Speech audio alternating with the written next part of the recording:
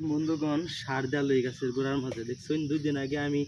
TSP আর DAP দিছি যখন গুল্লা হারছে না তখন দেওয়া দিতেছি কিছু অন্য খাবার ম্যাগনেসিয়াম সালফার বোরন জিঙ্ক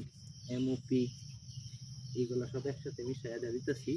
এখন হইলো বুঝছেন এই যে ফুল ছাড়ার টাইম তো যে ফুল ছাড়তেছে এই ফুলগুলা সুন্দর হয়ে পরিপক্ক হইব টিকবো ফুলগুলা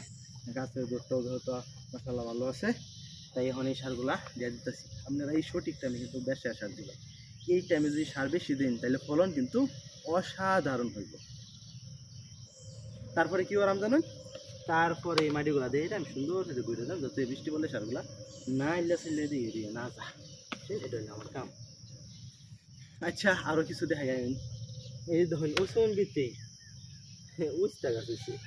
এই উস্তা না করালা উস্তা এই যে ও করা যে ছাড়তেছে কি পরিমাণ এই যে একটা উস্তা সাইডেও দিচ্ছে মাশাআল্লাহ মাশাআল্লাহ আলহামদুলিল্লাহ আল্লাহ তাআলার উপর শুকরিয়া আদায় করি এই দেখুন উস্তা এই ছোট গাছ উস্তা ছেড়ে দিয়েছে